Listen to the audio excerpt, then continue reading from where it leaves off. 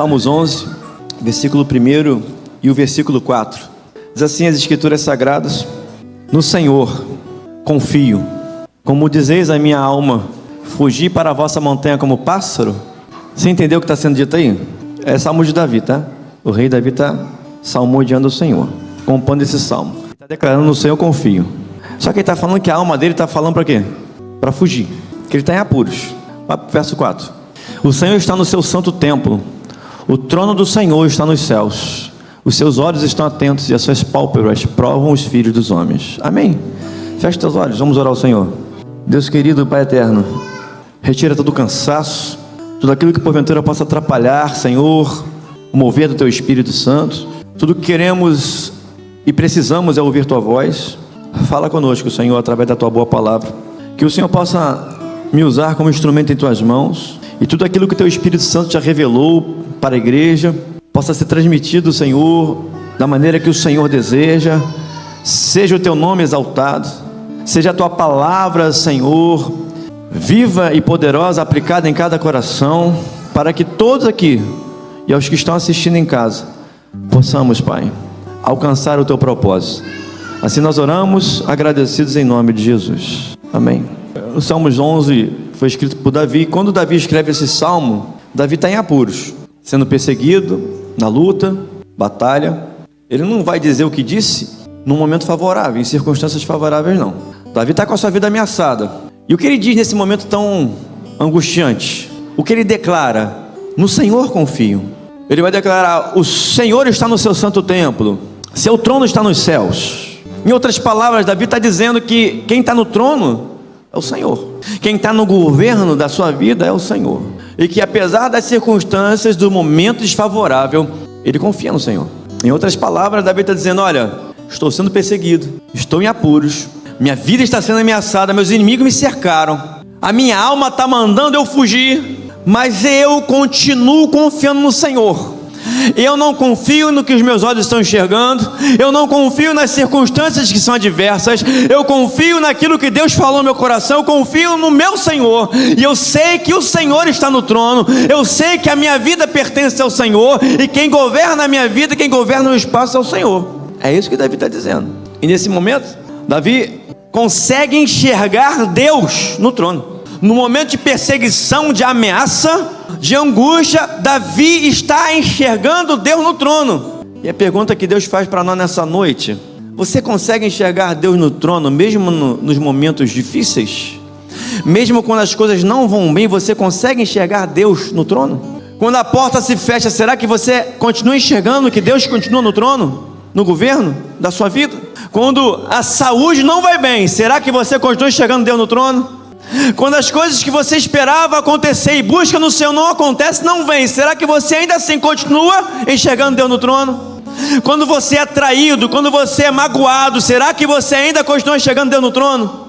Quando as circunstâncias são adversas, você está cercado, não vê saída, será que ainda assim você continua vendo Deus no trono? Davi está salmodiando a Deus. Davi está compondo, escrevendo um salmo de adoração ao Senhor, num momento muito difícil da sua vida. Davi vai falar para a sua alma que ele não vai fugir. A alma dele pedia para ele fugir, mas ele declara: não vou fugir, eu confio no Senhor, eu sei que Deus está no governo da minha vida.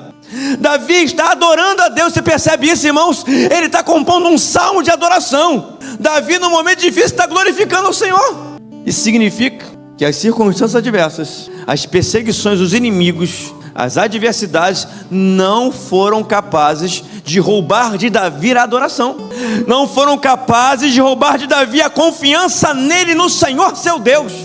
Não deixaram que Davi deixasse de adorar e confiar no Senhor. Os inimigos cercando, lançando laços para derrubar ele, para matá-lo. As circunstâncias certamente era um momento de escuridão, certamente era um momento em que, humanamente falando, não tinha recurso, não tinha saída. Mas Davi manteve sua fé, sua confiança em Deus, e escreve esse salmo adorando ao Senhor. E esse salmo chegou aos nossos dias, sabe por quê? Porque Davi venceu. Porque Davi foi vitorioso, porque Davi conseguiu, os inimigos foram destruídos, as circunstâncias foram vencidas e o nome do Senhor foi glorificado, porque Davi não deixou de adorar, não deixou de confiar no Senhor. Deus está chamando a nossa atenção essa noite, irmãos. Nós vivemos situações adversas, difíceis. Nós temos inimigos que querem nos derrubar. Nós temos situações que querem nos arrancar da presença de Deus. Mas se você for alguém que continuar confiando no Senhor, não deixar de adorar o Senhor, eu prego pela fé na palavra, você é mais do que vencedor em Cristo Jesus. Porque maior que os teus inimigos, maior que os teus adversários, existe um Deus que é maior que tudo. É o teu Senhor. É o louvor. Os inimigos. É o inimigo. Dá para ficar de pé? É um plural, mas tudo bem. Dá para cantar? Me ajuda aí.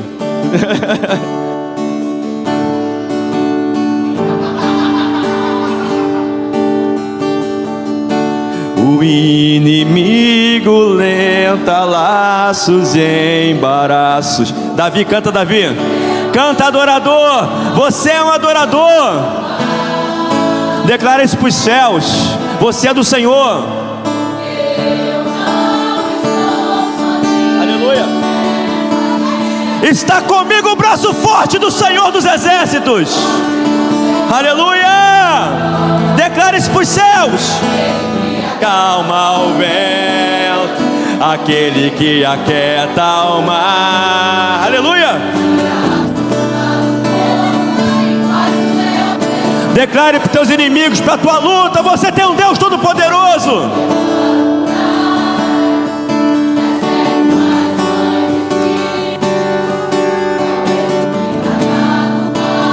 Não temas, sou contigo. Deus já tem um caminho aberto pelas águas.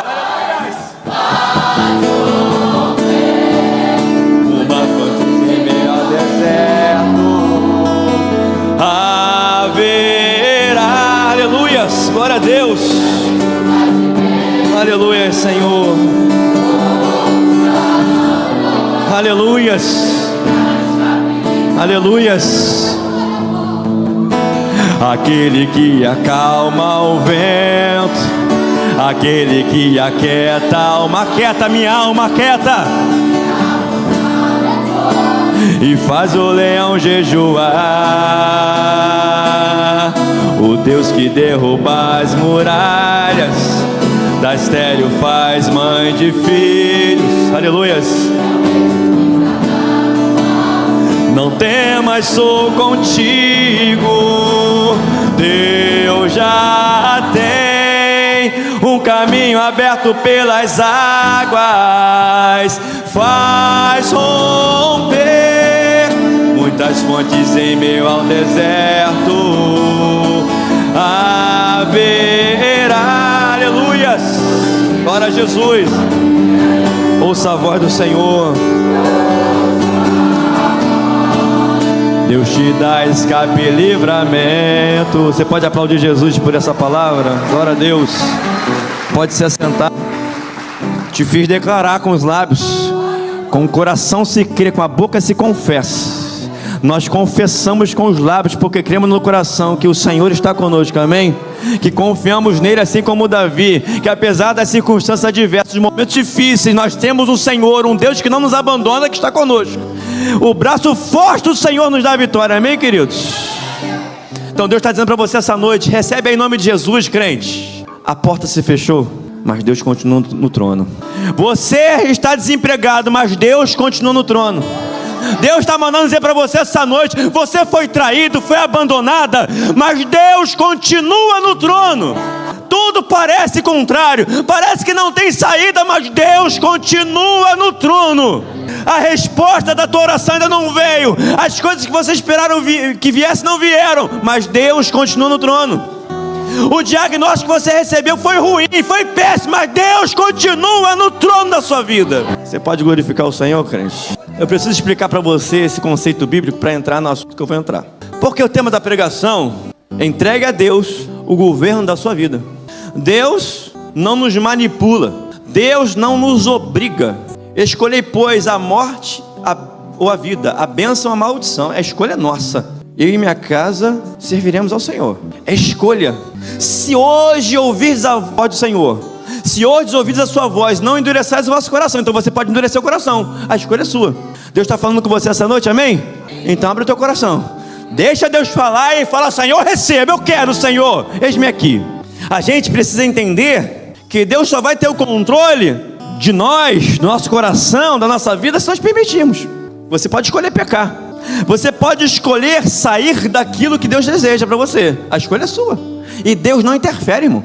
Então nós somos seres tricotômicos, tricotomia, 3 em 1, assim como é o Criador. Deus Pai, Deus Filho e Deus Espírito Santo, 3 em 1, somos nós. 1 Tessalonicenses, capítulo 5, verso 23.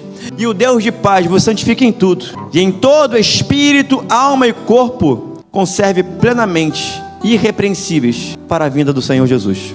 Espírito, alma e corpo sejam conservados, plenamente conservados e irrepreensíveis para a vinda do nosso Senhor. A palavra não é de qualquer maneira, amém, irmãos? A palavra faz distinção, é a Bíblia que faz. Se alguém quer igualar um ou outro, é problema de alguém, mas a Bíblia faz distinção entre alma, espírito e corpo, amém? Quem crê na Bíblia com a palavra de Deus.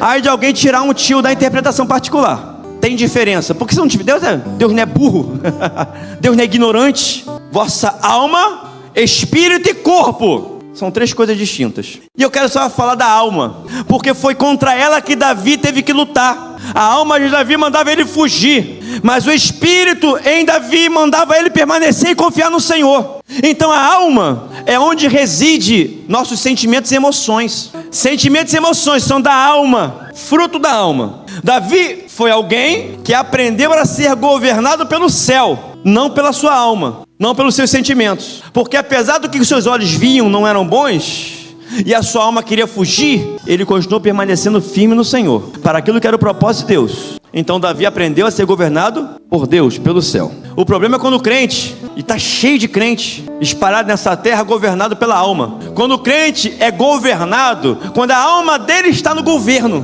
no controle, quando os sentimentos e as emoções estão no controle, é o crente almático. Decora isso aí, existe essa palavra, está ligada à alma. O crente almático é aquele que se deixa ser governado pela sua alma, pelos seus sentimentos. E o que acontece ao crente almático, que se deixa governar pela alma, pelos sentimentos, é que quando a porta se fecha, a sua alma se abate e logo ele deixa de adorar o Senhor.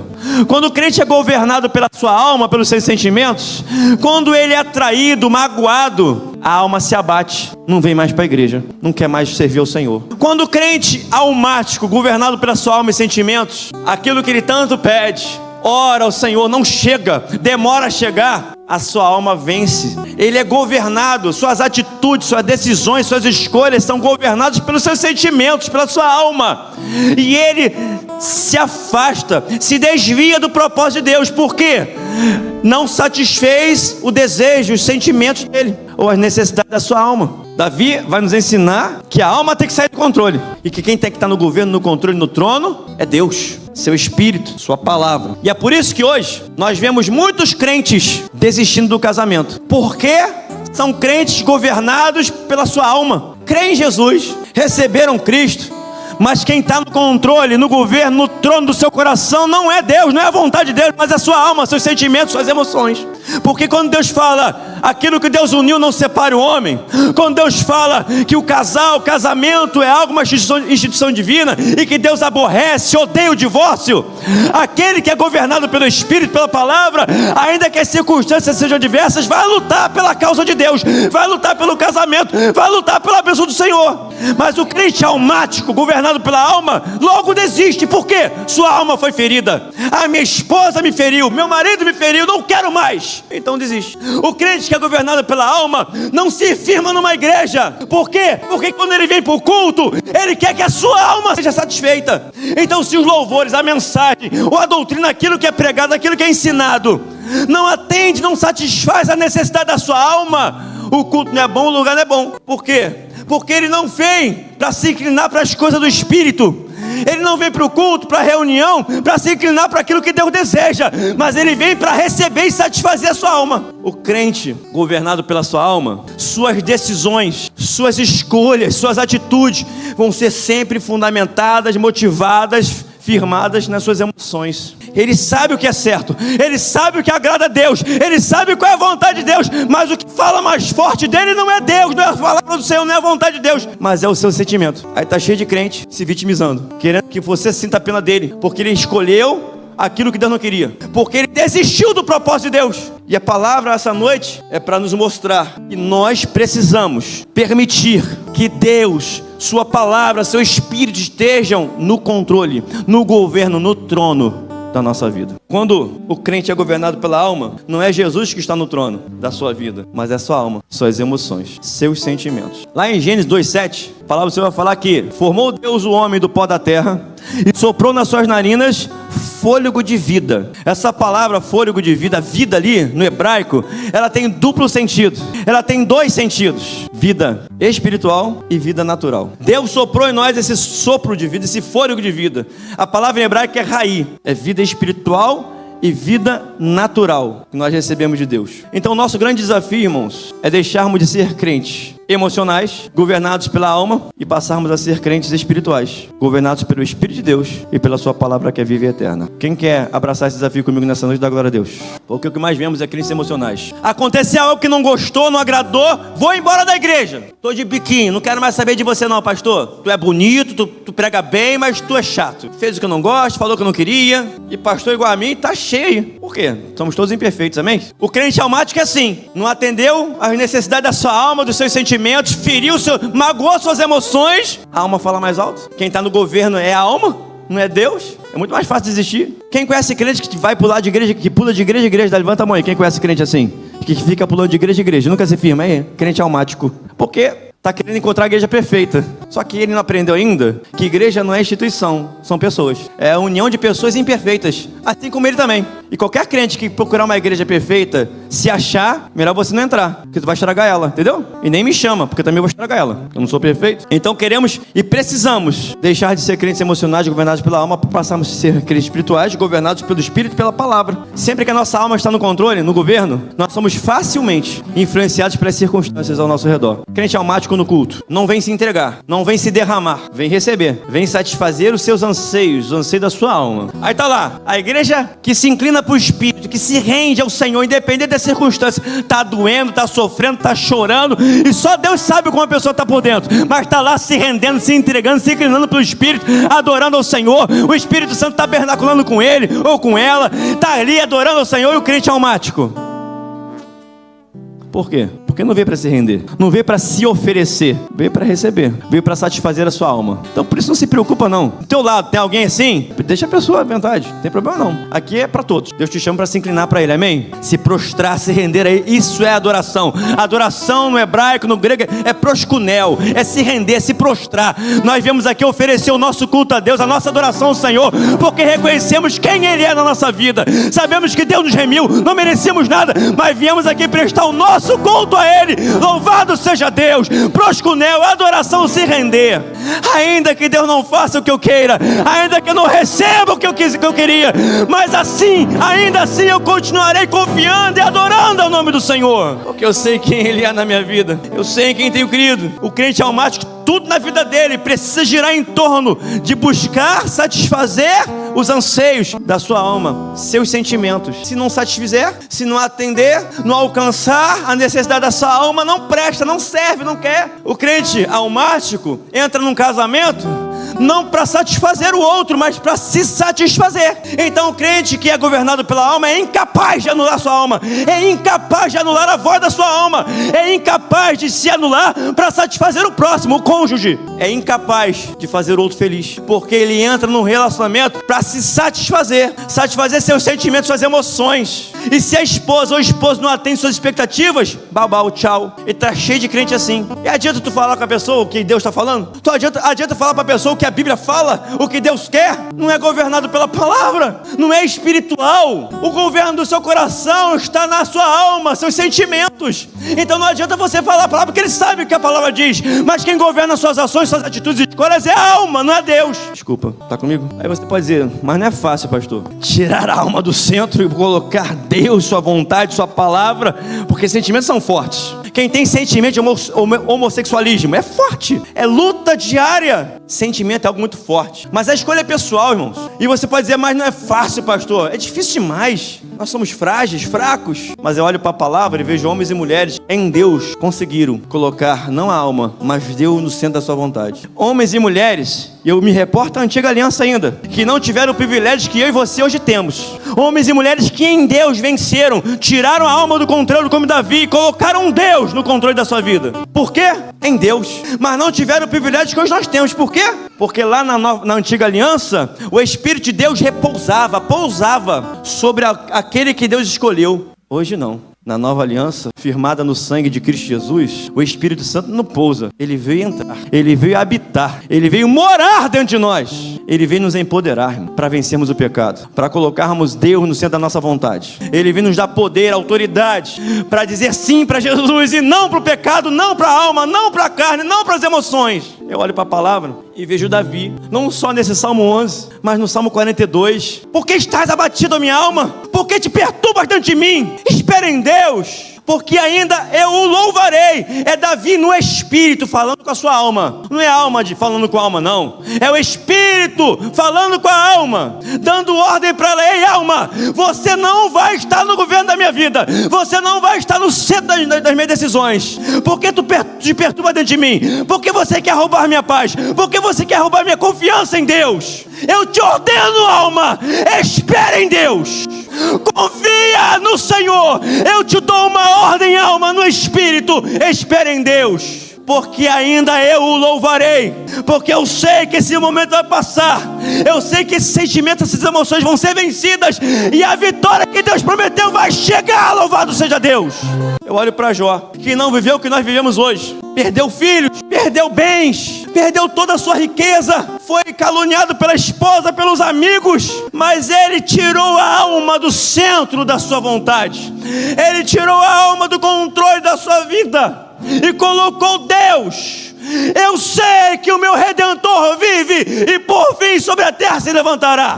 Eu olho para a palavra e vejo Abacuque, profeta. Sabia que Abacuque viveu? O povo estava em pecado. Não havia humanamente falando esperança para aquele povo. Até quando, ó Senhor, os meus olhos verão a vexação? Era pecado. Era o povo se corrompendo, como nos dias de hoje. Era o povo se afastando daquilo que Deus desejava. Era o povo se afastando de Deus. Era um povo governado pela sua alma. Mas um profeta estava lá. Um profeta que permitiu que Deus estivesse no controle, no governo, no trono da sua vida. Um profeta que se inclinou para ouvir a voz de Deus, que apesar das circunstâncias, dos momentos difíceis, adversos, de tudo que ele estava enxergando, não via saída, não via solução, ele vai declarar: ainda que a figueira não floresça e não haja fruto na vide, ainda que o produto da oliveira minta, ainda que não haja mantimento dos campos, e que as ovelhas da malhada sejam roubadas, todavia eu me alegrarei no Senhor, exultarei no Deus da minha salvação. Alma, eu vou adorar o Senhor, alma, eu vou glorificar a Deus. Você pode colocar Deus no governo, no trono da sua vida, e tirar a alma do governo, porque as suas atitudes precisam estar alinhadas com a vontade de Deus, com a palavra do Senhor. E aqueles que confiam no Senhor, aqueles que colocam Deus, a sua palavra, o seu Espírito no governo, no trono, vão louvar a Deus. Ainda o louvarei. Você vai ver a luta, você vai ver um momento difícil, os inimigos se levantando, mas lá na frente, creia, confie, você vai glorificar o Senhor, você vai adorar a Deus.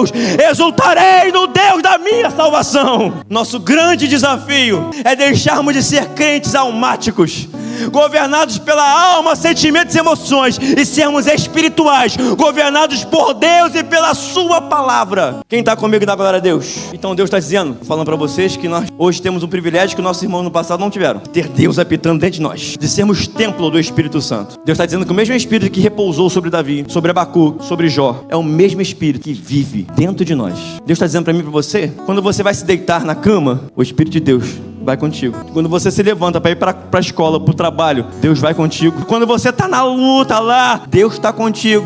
Quando você vai para a escola e começa ali a situação difícil, Deus está contigo. Quando você está dentro de casa, casamento, filho, aonde quer que você estiver ou esteja, Deus estará contigo, porque Ele escolheu habitar dentro de você. Quer ver a profecia? Dá para projetar Ezequiel capítulo 36, verso 26 e 27? Olha o que diz a profecia do Senhor: e dar-vos-ei um coração novo, e porei dentro de vocês um espírito novo. Porei dentro de vocês, isso é profético. profético. Isso é profecia da antiga aliança para a nova. Hoje vivemos essa nova aliança, amém, queridos? Deus prometeu lá que ia colocar seu Espírito dentro de nós, e a promessa se cumpriu, o Espírito veio habitar dentro de nós, amém, queridos? E tirarei da vossa carne o coração de pedra, e vos darei um coração de carne, e porei dentro de vocês o meu Espírito, porei dentro de vós o meu Espírito, porei dentro de vós o meu Espírito, e farei que andeis nos meus estatutos, e guardeis os meus juízos, observeis. O Espírito veio para nos ajudar, nos empoderar, para andarmos nos estatutos do Senhor, para tirarmos a alma do controle, a alma do trono, e colocar Deus, a sua palavra, a sua vontade. Você recebeu de Deus poder, autoridade. Quem crê nessa palavra glorifica o Senhor.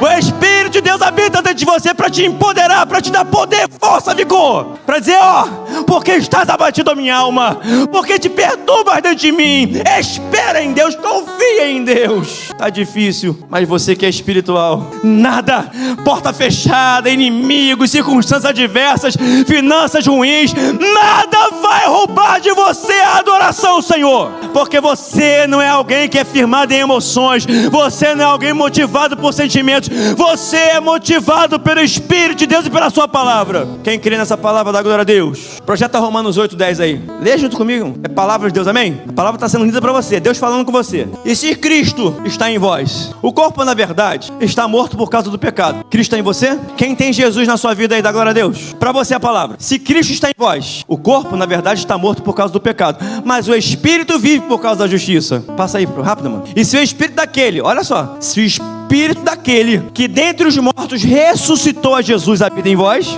olha que coisa poderosa. Aquele que dentre os mortos ressuscitou a Cristo também vivificará os vossos corpos mortais pelo seu Espírito que em vós habita. O mesmo Espírito que ressuscitou Jesus dos mortos habita dentro de você, para vivificar vossos corpos, para dar vida, para trazer não qualquer vida, mas a vida de Deus. Você é essa habitação de Deus, amém? Esse Espírito glorioso, poderoso, invencível, imbatível, está dentro de você. Então o que pode deter você? O que pode impedir você, crente, de caminhar? Se Deus é por nós, quem será contra nós?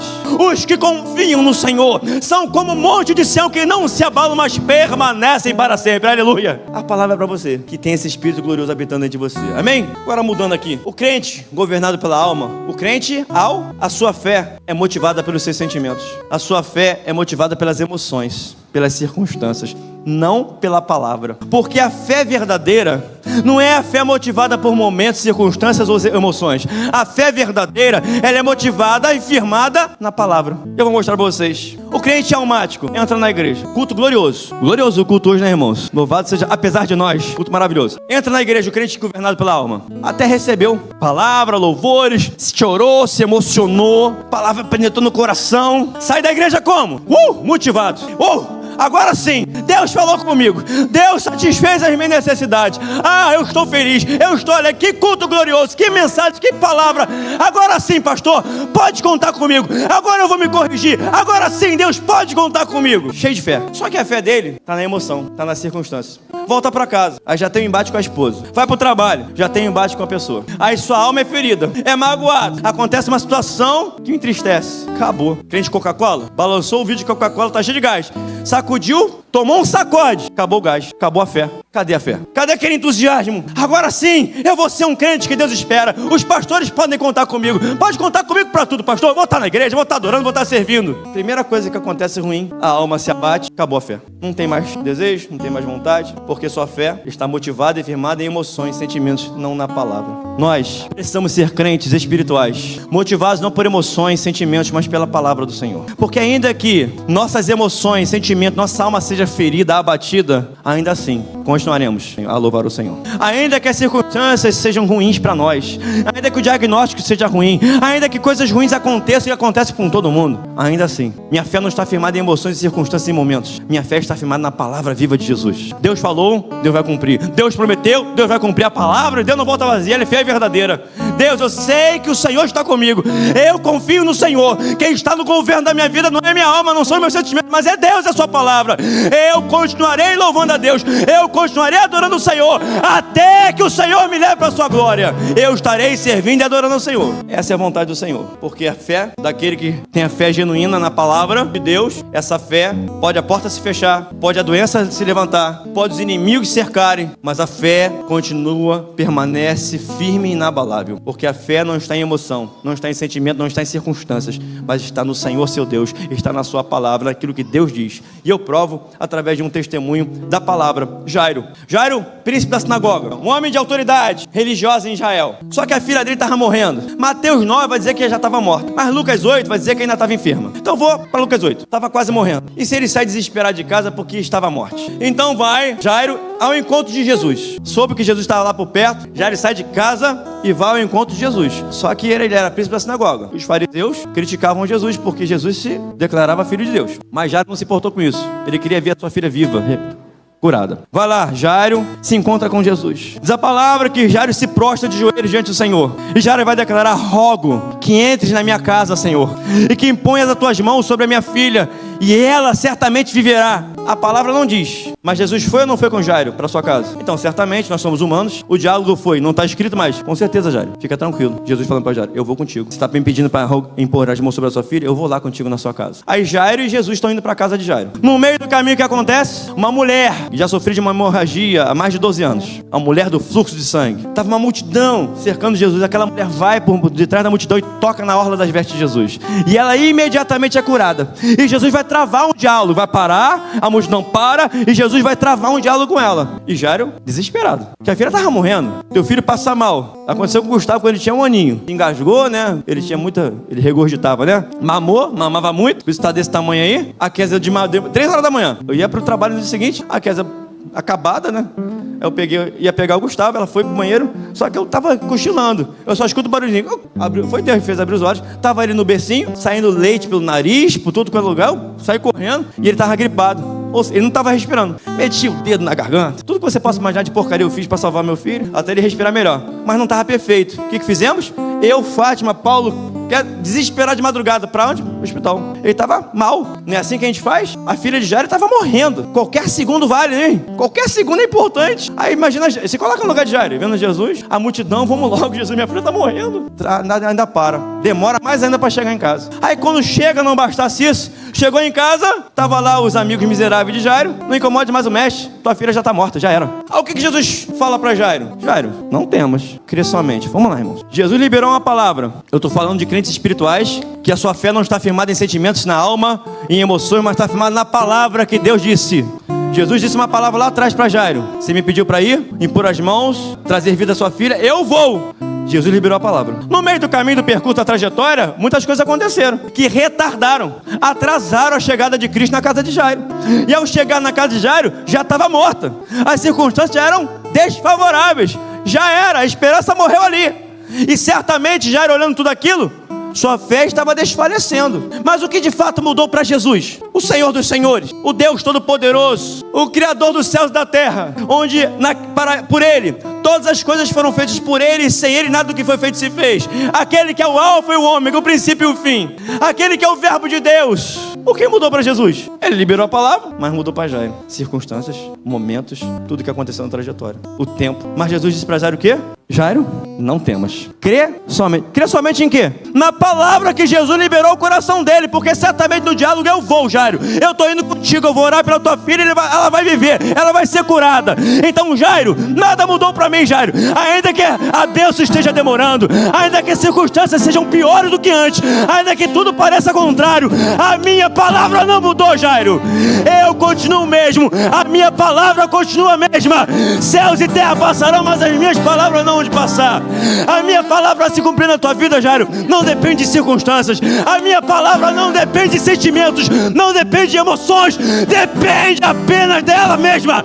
Eu vou cumprir a minha palavra. Deus falou, a sua fé está onde, irmão? Quem está no controle da sua vida, quem está no trono, quem está no governo da sua vida é tua alma, é Deus. Deus falou, mas tudo parece contrário, mas a palavra dele continua de pé. eu vou salvar teus filhos, eu vou restaurar tua família. Mas a morte entrou, não importa, a minha palavra não depende de circunstâncias para se cumprir. Ela vai se cumprir, ela vai cumprir o propósito para o qual ela foi enviada. Eu não sou homem para que minta, nem filho do homem para que se arrependa.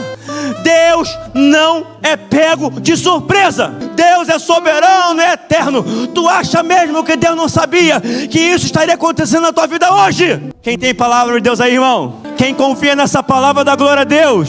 Não temas, crê somente, a vida que você espera vai ser alcançada em nome de Jesus. Fé não é sentimento, fé não se sente, fé é conhecimento, é saber quem Deus é e o que a sua palavra diz para nós.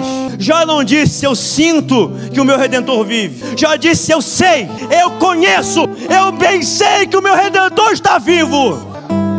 Paulo não disse eu sinto a presença, estou sentindo uma presença, eu creio em Deus porque eu estou sentindo a presença. Não, sentindo ou não sentindo, Paulo vai dizer eu sei, eu bem sei em quem tenho crido e que Ele é poderoso para guardar o meu depósito até aquele dia. Louvado seja Deus. Fé é conhecimento, é saber quem Deus é e não duvidar, e saber que Ele não mente nunca, que a sua palavra não volta vazia, amém? A sua palavra jamais voltará vazia. Fé não se sente, fé é conhecimento de quem Deus é, e esse conhecimento precisa ser colocado em prática, porque senão a fé é morta. Fé sem obra é morta. O que adianta saber, conhecer e ser governado pela alma? O que adianta saber que Deus quer que você lute pelo teu casamento e você ser governado pelos teus sentimentos e desistir de Deus?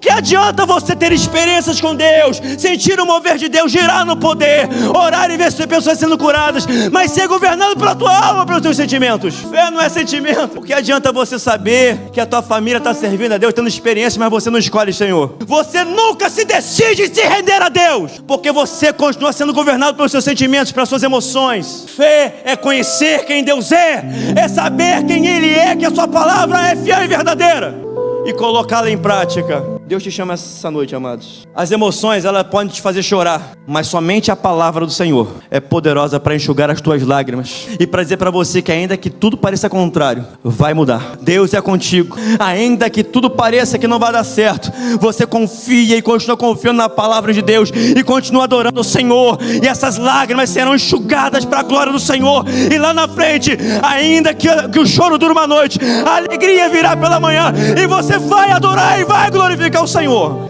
Eu quero te convidar no altar. Isso, irmãos, é ato profético de fé. Você deseja ser alguém não movido pela sua alma, pelos seus sentimentos. Você deseja se render ao Senhor. Você deseja se inclinar para as coisas do Espírito. Você quer ver Deus agir na sua vida, na sua família. E quando eu falo agir, irmãos, nem tudo que é bom vem de Deus, nem tudo que é ruim vem de Satanás. Que Deus prova os homens que as pálpebras do Senhor estão voltadas para nós. Todas as coisas cooperam, colaboram para o bem daqueles que amam a Deus, sejam elas boas ou ruins. E às vezes você pode ter tudo, vida financeira abençoada, tudo parece estar tranquilo. Mas eu quero te dizer, se Deus não está no controle da sua vida, se as suas ações, atitudes não condizem com aquilo que Deus espera de você, se você é alguém que não se rende à vontade do Senhor, ao propósito de Deus, de nada adianta. Louco, se essa noite Deus pedir a tua alma o que tu tens preparado, para quem serás? Alma, tu estás farta de tudo, comida, bebe, prazeres. Deus está chamando você para salvar a sua alma. E a salvação da alma só uma forma, uma maneira, é quando Jesus está no trono da nossa vida. Você quer? Não importa a situação, a circunstância, Deus te chama. Se Deus falou contigo nessa palavra, aqui você vai, pela fé, alcançar aquilo que só pela fé você pode alcançar. Manifestação de fé é você não se importar com quem está no teu lado, porque você não é alguém ligado por sentimentos e emoções, mas você está se inclinando para aquilo que é do Espírito. Deus te quer aqui, então vem em nome de Jesus.